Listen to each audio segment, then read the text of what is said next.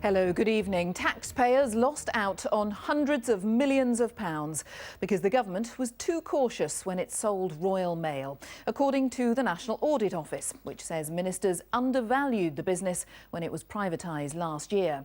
Labour today said the sell-off had been botched, but the Business Secretary, Vince Cable, defended what he called the government's measured approach, saying there had been a real risk that the flotation could fail. Here's our industry correspondent, John Moylan. It's the public service that became one of our top 100 companies. Successive governments had tried to privatise Royal Mail. Last October, the coalition finally succeeded. Now the public spending watchdog has concluded that the Department for Business, which led the sale, didn't get value for money.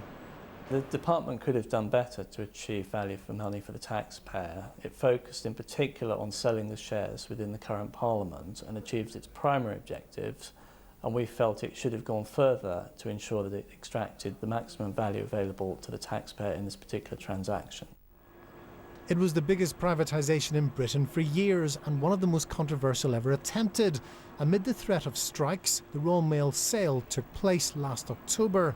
The government set an original share price of 330 pence, but that soared by 38% on the first day of trading. Today the shares are worth 565 pence, that's up around 70%. The main postal union called for the business secretary to resign.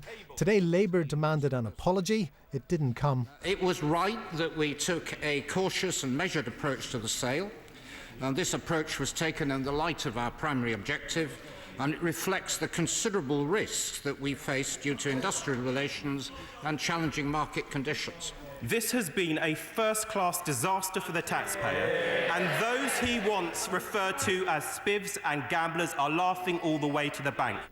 The government wanted Royal Mail to have stable long-term shareholders, so it gave a group of city institutions a bigger allocation of shares, and those same firms also played a role in Royal Mail's price being set so low. But within weeks of the privatisation, the firms had sold off around half of their shares. Some had sold their entire stake. The investment giant Standard Life today confirmed it sold 99% of its stake in March. But postal workers who received free shares can't sell theirs for 3 years. It's typical of who's been prioritised in this whole sale, and it's not been looking out for the taxpayer or the workforce. It's been looking out for these big city institutions, and again they're the ones making the money out of it. The report also questions the sell-off process. It wasn't flexible enough to enable the shares to be repriced late in the day. That could have big implications for the future when the government decides to sell off its stakes in our biggest banks. John Moylan, BBC News. And let's talk to our political editor, Nick Robinson. Very critical report from the NAO. Nick, how damaging is this for the government, do you think? Well, when you are ministers saying to people that money is tight, it hardly helps if you're accused by the spending watchdog of wasting not millions of pounds, but hundreds of millions of pounds. Now, you might have thought that the Business Secretary, Vince Cable, would then be tempted to say sorry, or even, as some people suggested, to resign. Not a bit of it. He said the last thing he'd do was apologise. Indeed, he described this whole policy as a success.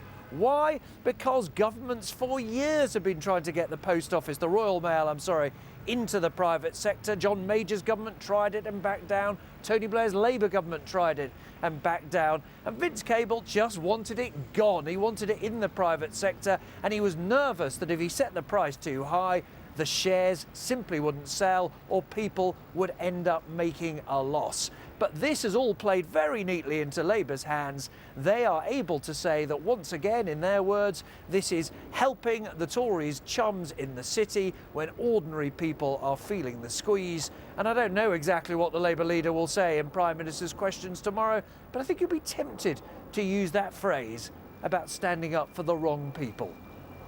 Nick, thank you. Nick Robinson. The inquest into